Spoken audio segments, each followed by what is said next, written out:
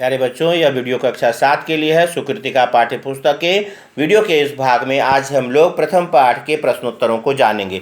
तो प्रश्नोत्तर को लिखने के पहले यहाँ पर देख रहे हैं कि यह प्रश्नोत्तर दिया हुआ है। तो प्रश्नोत्तर के पहले एक शुद्धि है जिसे आप कर लें। तो जो मैंने बतलाया भी था वीडियो के समय में कि लिरि का प्रयोग वेदों में किया जाता है, इसलिए यहाँ पर इसको लिखा नहीं गया है, लेकिन यह व्याकरण है और व्याकरण के रूप में इसे लिखना और जानना अनिवार्य है। इसलिए आप इन्हें ह्रस्व स्वर के बगल में इस लिरि को लिख लेंगे। इसको जोड़ने के पश्चात ही इन सभी स्वरों की संख्या 13 होती है और 13 जो स्वर होते हैं वह इनको जोड़कर बनते हैं। तो ह्रस्व स्वरों की संख्या 5 होती है और दीर्घ स्वरों की संख्या 4 होती है और मिश्रित स्वर भी 4 होते हैं। तो इन सभी को जोड़ करके जो रूप बनता है उसके कारण से यह लिखना अनिवार्य है। पुस्तक में यह छूटा हुआ भाग है, तो इसे आप अवश्य लिख लेंगे। इसके पश्चात प्रश्नोत्तर में आएंगे तो इन्हीं रूपों को प्रश्नोत्तर में वर्गीकृत करके लिखना है और इसे याद रखना है, क्योंकि यह पहला प्रश्न जो दिया गया है संस्कृत वर्णमाला और कंठस्थी कुरुत यानी कंठस्थ करने के लिए कहा गया है संस्कृत वर्णमाला को। इसमें जो रूप आप लिखेंगे और क्योंकि याद करना अनिवार्य है, इसलिए स्वरों के 2 भेद होते हैं। जानते हैं स्वर किसे कहते हैं? तो वे वर्ण जिनके उच्चारण में किसी अन्य वर्णों की सहायता नहीं लेनी पड़ती है उन्हें स्वर कहते हैं। तो स्वरों के भेद हैं सामान्य स्वर और मिश्रित स्वर। तो सामान्य स्वरों का भी 2 भेद होता है, पुनः 2 भेद होता है। पहला है ह्रस्व स्वर और दीर्घ स्वर। ह्रस्व स्वर के उच्चारण में कम समय लगता है और दीर्घ स्वर के उच्चारण में ज़्यादा समय लगता है। ह्रस्व स्वर में आता है अ, ई, उ, री और लृ। यह 5 ह्रस्व स्वर हैं। दीर्घ स्वर में आता है आ, ई, उ और ऋ। यह 4 जो है यह दीर्घ स्वर में आता है। इसके बाद दूसरा नंबर है मिश्रित स्वर। मिश्रित स्वर में होते हैं ए, ऐ, ओ, औ। तो यह मिश्रित स्वर 2 स्वरों के मिलने से बनते हैं। ह्रस्व और दीर्घ स्वर के अलग अलग रूपों के मिलने से इनका निर्माण होता है, इसलिए इन्हें मिश्रित स्वर कहते हैं। व्यंजनानी। तो व्यंजनानी के 3 भेद होते हैं स्पर्श व्यंजन, अंतःस्थ व्यंजन और उष्म यानी उष्माण व्यंजन। तो स्पर्श व्यंजन में जो जान रहे हैं कवर्ग, चवर्ग, टवर्ग, तवर्ग और पवर्ग के 5 जो वर्ण हैं वह होते हैं। कवर्ग में आता है क, ख, ग, घ, अंग। चवर्ग में आता है च, छ, ज, झ, य और टवर्ग में आता है ट, ठ, ड, ढ, न और तवर्ग में आता है त, थ, द, ध, न। पवर्ग में आता है प, फ, ब, भ, म। तो यह सब जो है स्पर्श व्यंजन होता है। इसमें जिह्वा मुख के अन्य भागों को स्पर्श करती है, तो जिह्वा के साथ उसका छूना होता है, इसलिए उसे स्पर्श वर्ण कहते हैं। फिर अंतःस्थ, यहाँ पर स्वर ग्रंथि से यानी गले के अंदर से स्वर निकलते हैं य, र, ल, व। तो इसमें जो है इसलिए इन्हें अंतःस्थ कहते हैं। उष्माण यानी उष्म व्यंजन में इन वर्णों के उच्चारण में हवा मुंह से रगड़ खाकर गर्म होकर बाहर निकलती है। यानी जो स्व का उच्चारण होता है तालव्य स्व को ऐसे कहते हैं श, मूर्धन्य स्व को श कहते हैं श और दंत स्व को स कहते हैं। तो तीनों के उच्चारण में अंतर होता है। और ह, तो यहाँ पर हवा मुंह से रगड़ खाकर निकलती है, इसलिए इसे उष्माण या उष्म व्यंजन कहते हैं। तो किन वर्गों में आता है इन्हें याद रखना अनिवार्य है, इसीलिए इस वर्णमाला के इन रूपों के इन नामों को अवश्य याद रखेंगे। इसके बाद जो रूप है इसमें जो नहीं आया है और उसका प्रयोग संस्कृत में ज़्यादातर होता है और वह आपके पुस्तक में भी नहीं है, क्योंकि वह उसका जो वर्णमाला से उसे अलग रखा गया है। तो अयोगवाह स्वयं से लिख लेंगे। अंग जो होता है अनुस्वार अंग, इसे अनुस्वार कहा जाता है। इसका प्रयोग ज़्यादातर स्वरों के अलग अलग जो मात्राएं हैं उसके साथ में इसका प्रयोग होता है, किसी के साथ भी इसका प्रयोग हो सकता है। तो अनुस्वार और विसर्ग का प्रयोग, हालांकि कोई वर्ण नहीं होता है तो उसमें अवश्य लगा होता है, क्योंकि व्यंजन में अगर कोई दूसरी मात्रा नहीं है तो अ लगा होता है, तो अ के साथ जुड़ करके इसका योग प्रयोग करते हैं, इसलिए अयोगवाह इसको नाम दिया गया है। और यह अलग से होता है, अनुस्वार और विसर्ग एक अलग श्रेणी में आता है। इसके पश्चात जो दूसरा है वह है शब्दों के लिंगों को लिखना है। जान रहे हैं, आपने पहले भी पढ़ा है, मैंने समझाया भी था कि जो पुल्लिंग के शब्द होते हैं उसमें विसर्ग की मात्रा लगी होती है, स्त्रीलिंग के शब्द में आ की मात्रा होती है, और नपुंसक लिंग के शब्द में अम की मात्रा होती है। तो पहला शब्द है अश्वः।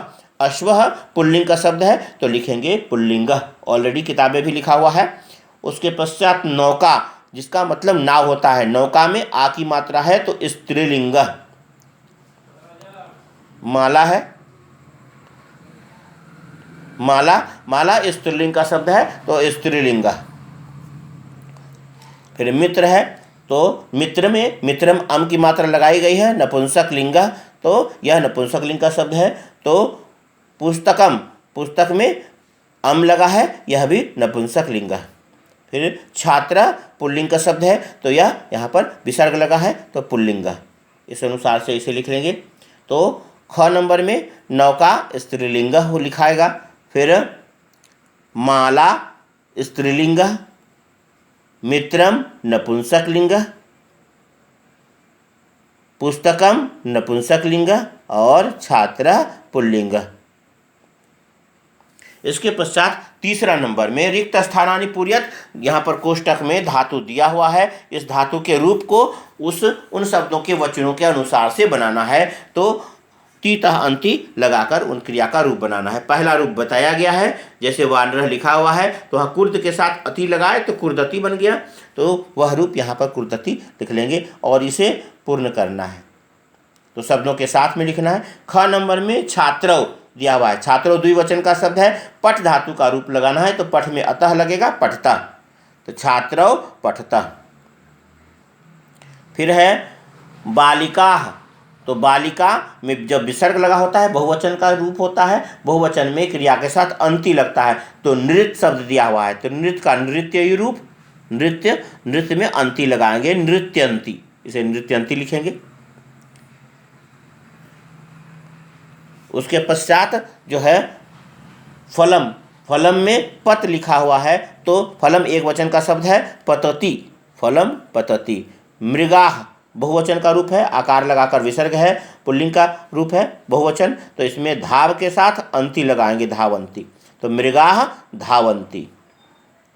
इसके बाद है पुष्पे, तो पुष्पे दो फूल, पुष्पे द्विवचन का रूप है तो विकस के साथ अतः लगेगा, विकसतः।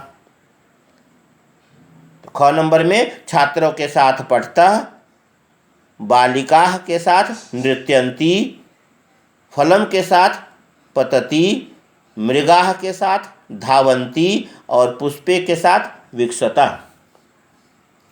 इसके पश्चात जो रूप है उस रूप को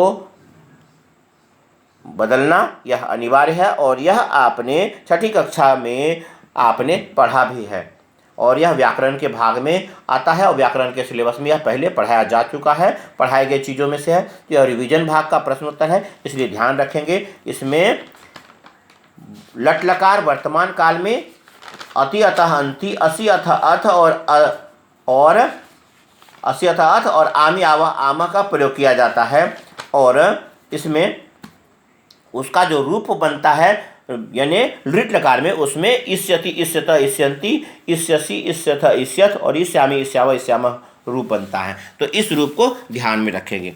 तो यह रूप उस स्थान पर आता है जहाँ पर लट लकार है, उसका जो रूप बनता है उस धातु के साथ में, इसमें पीछे की विभक्तियाँ वही रह जाती हैं, तीतः अंति, सीथ थ आमी आवा, लेकिन बीच में ईस्य लग जाता है। यह ईस्य जुड़ने के बाद वह रूप भविष्यत काल में हो जाता है, इसलिए दोनों रूप मिलता जुलता होता है, लगभग मिलता जुलता, थोड़ा अंतर है, बीच में ईस्य होता है। जैसे पठति है पठिष्यति, पठता पठिष्यतः, पठन्ति पठिष्यन्ति, प्रथम पुरुष के रूप में है। मध्यम पुरुष में जहाँ पर पठसी होता है वहाँ पर पठिष्यसि, पठथा पठिष्यथ, पठथ पठिष्यथ, पठामि पठिष्यामि, पठाव पठिष्यामः, पठाव पठिष्यावः और पठामः पठिष्यामः। इस प्रकार से ईस्य अगर लगा देते हैं तो वही तीता अंति के रूप को फिर से सेट कर देंगे तो वह लग जाता है। तो इस रूप को इस रूप में बदलना है और पुरुष और वचन को ध्यान में रख के प्रश्नोत्तर को हल करना है। तो आइए यहाँ पर देखते हैं, इन प्रश्नोत्तरों को हल करेंगे।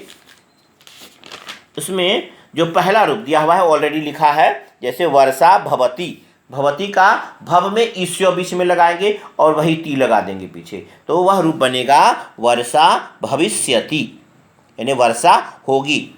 फिर किताब में देखेंगे लिखा हुआ है, तो उस प्रश्न को अहम पठामि, तो पठ में आमी लगा है तो पठ में बीच में ईस्य लगा देंगे और आमी लगाएंगे, तो अहम पठिष्यामि यानी मैं पढ़ूंगा या मैं पढ़ूंगी, अहम पठिष्यामि। इसके बाद ख नंबर में लिखा हुआ है